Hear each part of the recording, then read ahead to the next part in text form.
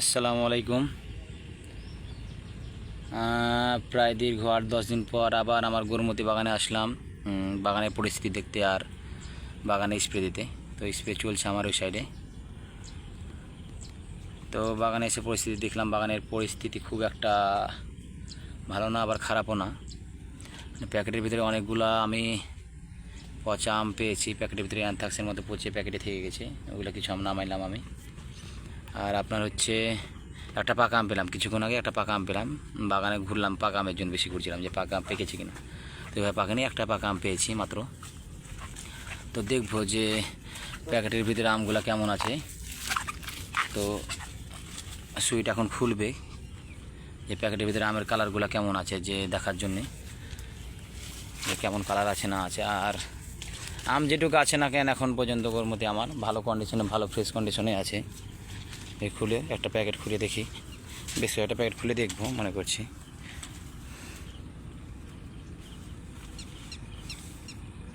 মাশাল্লাহ, ছোট সর্বনিম্ন এটাই আমার বাগানে ধরেন ছোটো আম, এর চাইতে ছোটো আছে না, থাকা না, কিছু ছোটো আছে অল্প কিছু। তো মাশাল্লাহ যেগুলো এখনও আছে সেগুলো মাশাল্লাহ এক্সপোর্ট কোয়ালিটির মতো হয়ে আছে। আর বন্যা পরিস্থিতি আমাদের রাজশাহী না, আমরা রাজশাহী বাসে অনেক ভালো আছি। আমাদের বাংলাদেশের আপনারা সবাই জানেন ফেনী, সিলেট এদিক তো সাইডে খুব আমাদের ভাইয়েরা খুব খারাপ অবস্থান আছে। তো সেই হিসাবে আমরা রাজশাহী বাসে অনেক ভালো আছি। এই তো এই আমটা প্রায় 500 গ্রাম ওজন হবে, মানে আমটার ওজন প্রায় 500 গ্রাম হবে। এদিক ঘোরাও, এদিক ঘোরাও, চারিদিক ঘোরাও, আস্তে আস্তে ঘোরাও। হ্যাঁ, মানে কোনো স্পট নেই, আমি একদম ফ্রেশ আম। দাও ভরে দাও। তো আমের কোয়ালিটি যেগুলো আছে মাশাল্লাহ খুব ভালো পর্যায়ে আছে, যেটুকু আছে না কেন। তো মনে করছি আমগুলো হারভেস্ট করব এখনও 10-15 দিন পর, মানে এই মাসে কিছু হারভেস্ট করতে পারি এই মাসে, আর কিছু হারভেস্ট করবো এই মাস পর, এরকম একটা টার্গেট নিচ্ছি। দেখা যাক, বাজার পরিস্থিতি তো খুব একটা ভালো না। বেশ কয়েকদিন 7-8 দিন আমি সাভারে ছিলাম, দেখলাম বাজারের কন্ডিশন, বাজারের পরিস্থিতি খুব একটা ভালো না। মানে এবার আমরা কৃষকেরা আম চাষ যারা করেছি ব্যাপক পরিমাণে ক্ষতিগ্রস্ত আমরা, একরকম মানে খুবই একটা ক্ষতিগ্রস্ত আমরা, কারণ যে এবছর আমের দাম নেই, এটা সবাই আপনারা জানেন। আর যে আমগুলো আছে কিছু কিছু প্যাকেট খুলো, এই যে বাইরে কিছু আম আছে আমার, এই যেরকম কিছু অ্যানথ্রাক্স, এই যে গরুমতির মেন প্রবলেম অ্যানথ্রাক্স। চেষ্টা করেছি সবগুলো প্যাকেট করে দেওয়া, কিন্তু কিছু কিছু আম বাইরে রাখতে হয়েছে যেগুলো একদম ছোট সাইজের, যেগুলো প্যাকেটে আছে না কেন এখনও কোনো কিছু হয়নি, ভালো ফ্রেশ কন্ডিশনে আছে আমগুলো এখনও। আশা করি কেমন বাজার পাবো এখনও বলতে পারছি না। তো বাজারের যে কন্ডিশন, মানে যে বাজার দেখছি আমরা, এরকম বাজার পেলে আমরা কৃষকরা অনেকটা ক্ষতিগ্রস্ত হব, অনেক অনেক পরিমাণ ক্ষতিগ্রস্ত হব। তো গত পরশু দিন এক ভাই গরমতি আম নিয়ে গেছিলো 3 ক্যারেট, আমি দিয়েছিলাম আপনাদের, আমার ফেসবুকে দেখেছিলেন। 4,500 দাম বলেছিল, আমার কোয়ালিটি, আমার মতনই কোয়ালিটি একদম ভাইয়ের। তো 4,500 মনে যদি গরমতি পাই তো তাও লস আমি মনে করি। মানে এই আমটাতে এত পরিমাণ খরচ যেটা বলে বোঝানো যাবে না, এত পরিমাণ খরচ। প্যাকেট করা প্রতিনিয়ত 7-8 দিন পর পর বিষ দেওয়া, হ্যাঁ অনেক অনেক খরচ এই আমগুলো আনে। তো মানে আমি এতটাই অতিষ্ঠ হয়ে গেছি আমের উপর এক রকমের, যে মানে এত যত্ন করার পরও আমের এত অসুখ বিসুখ, মানে এত রোগ বেলায়, মানে মেনে নিতে পারছি না। মানে আমি যেভাবে যত্ন করি, আমার চাইতেও আরও যত্ন করে অনেক লোক আছে, কিন্তু আমি যেভাবে যত্ন করি আমি আমার জায়গা থেকে পারফেক্ট, কিন্তু তারপরেও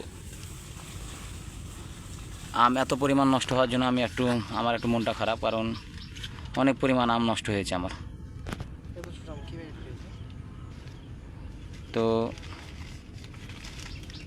সুমন ভাইয়ের একটা ভিডিওতে আমি দেখেছিলাম, সাভারের সুমন ভাই, সে বলছিল যে এবার ব্যাপারীও লসে, কৃষকও লসে, এটা লাভে কে আছে?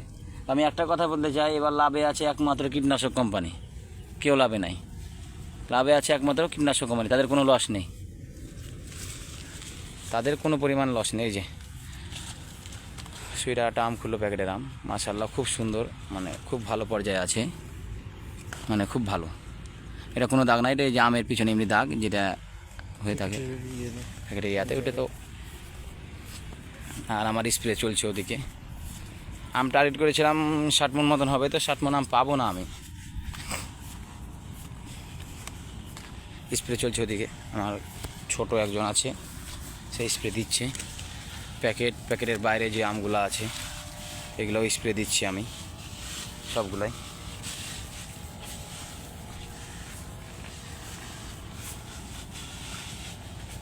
প্যাকেটের বাইরেও অনেক কম বললে চলবে না, প্যাকেটের বাইরেও অনেক আম আছে কিন্তু আমার মানে প্যাকেটের বাইরেও অনেক আম আছে, অনেক মানে অনেক পরিমাণ আম আছে প্যাকেটের বাইরেও।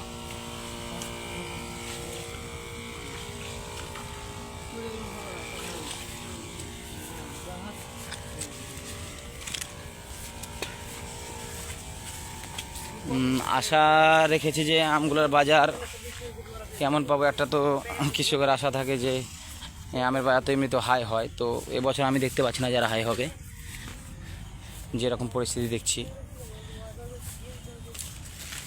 এত পরিমাণ খরচ মাথা নষ্ট করা। এই যে এই আমটা খুলো তো সুইট, এই যেমন এখানে একটা আম নষ্ট হয়ে আছে, এটা খুলে দেখাচ্ছি আপনাদেরকে। এইভাবে প্যাকেটের ভিতরে কিছু আম আমার নষ্ট হয়ে গেছে, ফেলো এখানে ফেলো। এই যে এইভাবে অনেক আম, আজকে আমি প্রায় আপনার 100 মতন প্যাকেট খালি এরকম আম বের করলাম। মানে এভাবে যদি আম নষ্ট হয়, আমি তো একটা কৃষকের মাথা ঠিক থাকবে না, এটা বুঝছেনি।